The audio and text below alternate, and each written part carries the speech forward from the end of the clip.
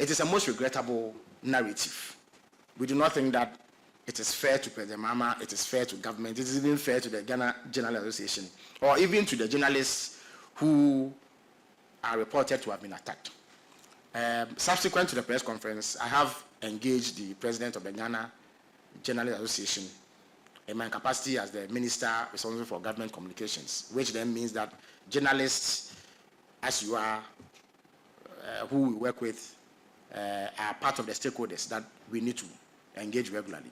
I sought to find out exactly what informed the press conference and why other alternative approaches were not adopted to discuss the matters with a view to seeking redress for those who may have been affected. After the conversation, we agreed that early next week, there should be a direct interaction between my office and the Ghana Journalists Association. But that is completely incorrect. It is not true, and nothing of the sort has happened.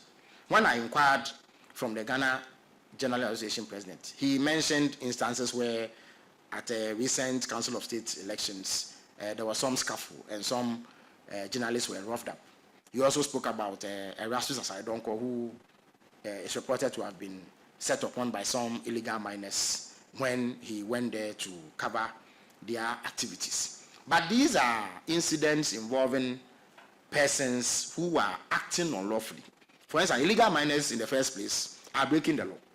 So if in an attempt to report the activities, some of them attack a journalist, I'm not sure that you can lay the blame at the doorstep of President Mahama or the government. I'm sure these matters can be ironed out.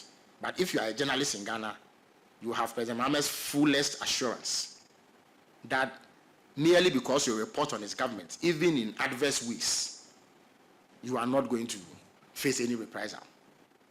But please endeavor to use the appropriate channels to seek redress when other members of society harm you in any way.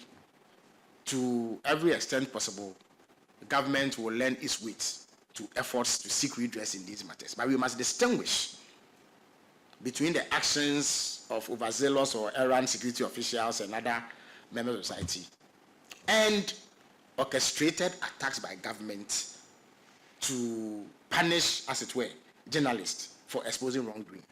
The latter is not happening, even if the former is extremely worrying. And we are interested in ensuring that all category of professionals, be they journalists or any other group of professionals, do not suffer for doing their work. So that clarity needs to be brought to the matters at hand. The last